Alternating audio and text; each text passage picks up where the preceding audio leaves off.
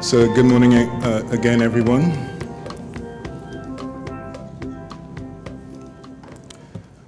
Honorable Luis Antonio Martinez Gonzalez, Attorney General, Republic of El Salvador, and Chairman of the CFATF.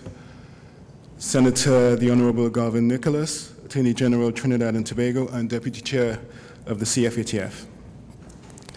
Senator the Honorable Carlton Alfonso, Minister of National Security, Trinidad and Tobago, and prime contact of this country to the CFATF. Mr. Roger Wilkins, President of the FATF. Attorney General Rondalee Knowles, Turks and Caicos Islands. Attorney General Cajetan Hood from Grenada. Permanent Secretaries Carl Francis, Vishnu Danpol, and Marlene Juman. Members of the Diplomatic Corps, specially invited. Welcome to the media, ladies and gentlemen. Welcome to this 41st plenary meeting of the CFATF, the Caribbean Financial Action Task Force, a body tasked with monitoring compliance by our 27 members with the international standards to combat money laundering, terrorist financing, and proliferation financing. This is a very important juncture for our organization as we continue with the fourth round of mutual evaluations of our members. The benchmarks by which members will be assessed are more demanding than the past, and the process is very resource intensive, both in human and financial terms. However, we in the Caribbean Basin region should not be daunted. We have come very far over the course of our existence, facing a wide array of challenges which have impacted our international reputation and economic well-being. Yet, we were not overwhelmed. Through the dedication and commitment of our members, we continue to move forward and have earned the respect and accolades from our international partners. However, there's much more work to be done, but with the full and active participation of our members, the support of our long-standing friends and allies, strong, decisive leadership, bold, creative thinking, and the full embrace of technology, I think we will be successful. So, to start these proceedings, can I now invite Deputy Chair, Senator the Honorable Garvin Nicholas, to deliver his special address. Thank you.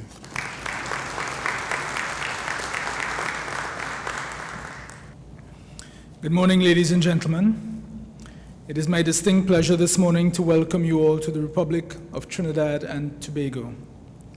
In particular, I wish to recognize the President of the Financial Action Task Force, Mr. Roger Wilkins, the Chair of the Caribbean Financial Action Task Force, the Honorable Mr. Luis Antonio Martinez Gonzalez, prime contacts, attorneys general, ministers, delegates, observer organizations, as well as our distinguished friends from the media. I am, at the same time, both honored and humbled to represent Trinidad and Tobago as Deputy Chair of CFATF, an organization that has been described by former FATF President Vladimir Nechayev as one of the best FATF-style regional bodies. I must say that in the mere 4 months since my appointment as Attorney General of Trinidad and Tobago, and assuming the role of Deputy Chair, I have been made swiftly aware of the dynamic organization to which we in the region belong. This has been accomplished with the kind assistance of the CFATF Secretariat and our National Anti-Money Laundering Committee. We can all attest that the Caribbean Financial Action Task Force has relentlessly encouraged member states to comply with the FATF Forte recommendations, which would augur well for a robust and effectively implemented anti-money laundering and terrorist financing regime. Member states are responding positively to this clarion call and are willingly embracing the challenge of establishing regulatory controls, even in the face of parliamentary, political, human resource, financial, and other constraints, which are all often particularly acute in the small island developing states many of our countries are. Indeed, ladies and gentlemen, there is now evidence of a culture of compliance throughout our region, with an emphasis on collaboration and joint working. In fact, as recent as April 2014, you would recall that members met in Nassau, Bahamas, and reaffirmed our commitment to collaborate, communicate, and cooperate with each other to combat money laundering, the financing of terrorism, and proliferation financing. Ensuring compliance with FATF 40 recommendations is no simple feat for Trinidad and Tobago. Our regulators, supervised entities, law enforcement agencies, prosecutors, and National AML-CFT Committee remain steadfast in achieving their organizational and collective national goals. Although they do not broadcast their efforts or accomplishments widely, there is an unwavering commitment to combat financial crimes and terrorism, which pose a direct threat to national and regional security, as well as the stability, transparency, and efficiency of our financial systems. There is no denying that there has been a global escalation in national and transnational crime. Trinidad and Tobago has not been immune. Quite to the contrary, burgeoning local and international confidence in our economy, particularly in the last 5 years, and the resultant increase in the volume and sophistication of transactions in our financial sector make us attractive to those who would try to slip in through the cracks. We have, however, done much to thwart their plans. A review of our efforts, laws, policies, programs, coordinating mechanisms and initiatives over the past 5 years in particular will reveal that intensive work has taken place to make financial crimes unprofitable. Ladies and gentlemen, Trinidad and Tobago plays a critical role in addressing crime and security in the Caribbean community, CARICOM. The Prime Minister of this country is the lead head of government with responsibility for security in the CARICOM quasi-cabinet. In February 2013, the heads of government approved and adopted the Regional Crime and Security Strategy, which aims inter alia to significantly improve citizen security by creating a safe, just, and free community, while simultaneously improving the economic viability of the region. The strategy identifies 14 goals to mitigate and manage the risk to the security of the region, at least 3 of which are significant to our AML-CFT efforts, namely, Strategic Goal 1, take the profit out of crime, target criminal assets, and protect the financial system. Strategic Goal 4, increase trans-border intelligence and information sharing. And Strategic Goal 7, strengthen the effectiveness of criminal investigation through modern technologies and scientific technologies. At the national level, we are working with CARICOM Impacts in respect of the implementation of this regional crime and security strategy. Additionally, a national action plan will soon be developed to treat with the recommendations that will emanate later this year from the National AML-CFT Risk Assessment and 4th round mutual evaluation reports. Ladies and gentlemen, in Trinidad and Tobago, focus is always given to designing, building, and fortifying regulatory and operational defenses via varying strategies.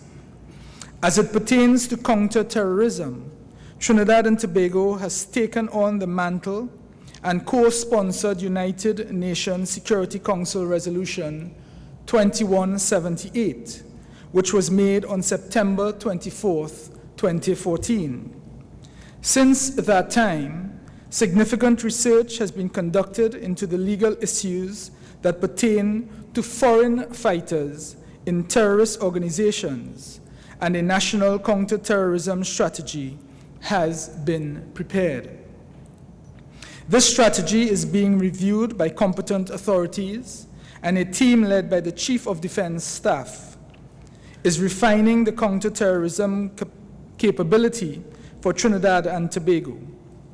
While we are confident in the abilities and resolve of our armed forces, law enforcement agencies, and regulatory bodies, these exercises will leave us even better prepared to prevent and, when necessary, respond to the ever-evolving threat of terrorism. Even with all that we as a country have accomplished in terms of legislation, regulatory control, and operational readiness to address the terrorist threat, we remain cognizant of all that remains to be done. At the same time, we bear in mind that Section 1.1 of our Constitution provides that the Republic of Trinidad and Tobago shall be a sovereign democratic state. Thus, even as we guard against the threats posed by terrorism and transnational crimes, we are ever mindful not to sacrifice the very ideology and principles of our society, which terrorists seek to force us to abandon. The government of Trinidad and Tobago therefore continues to consider very carefully every legislative provision and every administrative measure proposed so as to ensure that each is truly in the best interests of the people of our country.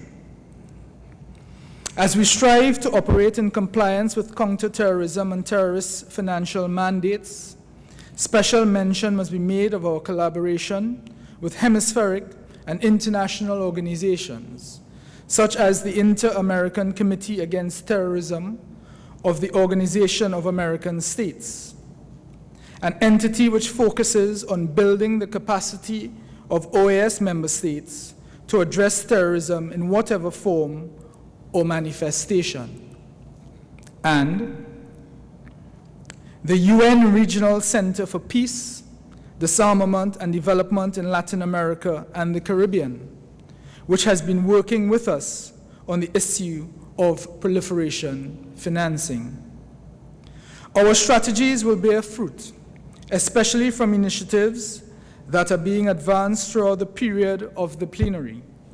Trinidad and Tobago has much experience to share with our regional counterparts, but we know that we will receive as much and even more in return. I therefore look forward to 2 days of productive and engaging discussions. I take this opportunity to express my appreciation to the Executive Director and staff of the Caribbean Financial Action Task Force, who have provided unparalleled support and guidance to national authorities in our region. I wish to thank them as well for the superb arrangements which they would have put in place to ensure the successful hosting of this plenary. For our overseas visitors, I hope that you will avail yourselves of the opportunities presented to partake in our cultural and culinary delights before you return to your respective homes. I know that some of you are even interested in visiting the cricket grounds. For many of you, this would not have been your first visit to our shores, but for all of you, I sincerely hope that it will not be your last. Do enjoy your time in our country, and may we all have a successful plenary. I thank you.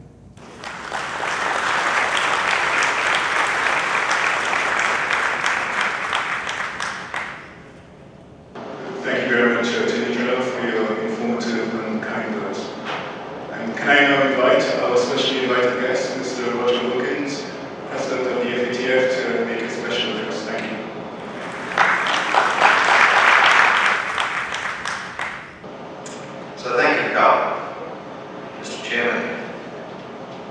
distinguished ministers, colleagues, ladies and gentlemen, I think I've included everybody.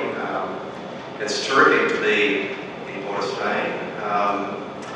For an Australian, this is a sort of mecca of cricket. This is a place where we watch on television and we think about Port of Spain as one of the great venues for cricket in the world. So it's especially important. I'm not here as an Australian spy,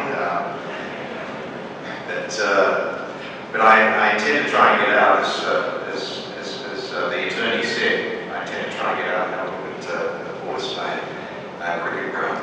And I've seen it on television a lot, and I'd like to see it close up. I don't suppose you have a game going on at the moment. Unfortunately, well, that's unfortunate. I did get to Lord's. I just came from London, so I did get to see England beat New Zealand, so I wasn't quite sure that I wanted to win that game, but anyway. But look, on the serious side, it is a great opportunity to talk to you guys about priorities and issues.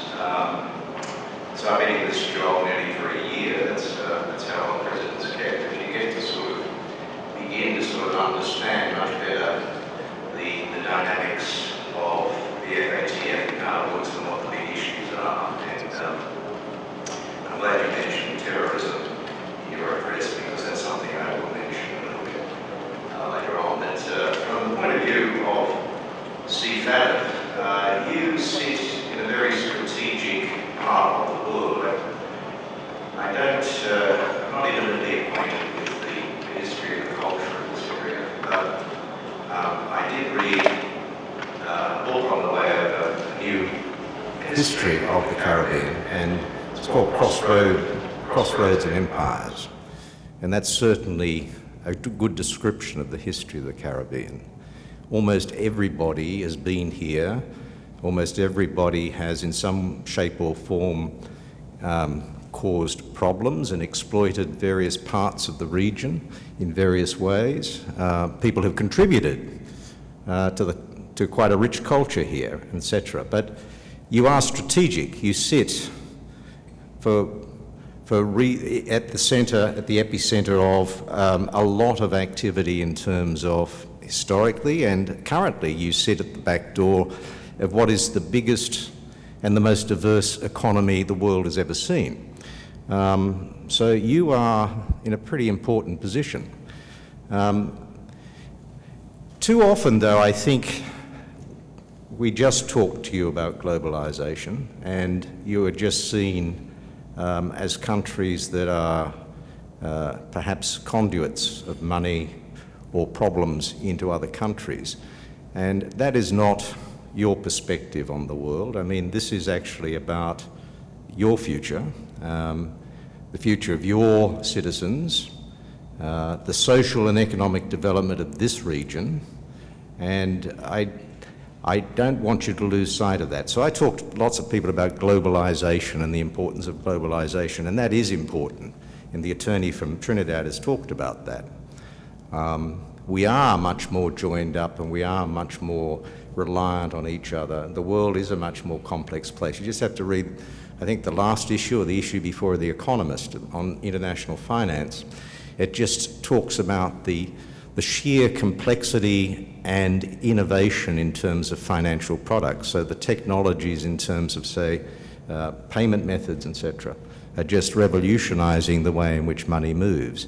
The emergence of something like virtual currencies has the potential to turn the banking world upside down, and it creates all sorts of issues around macroeconomics as well, not to mention consumer protection and money laundering.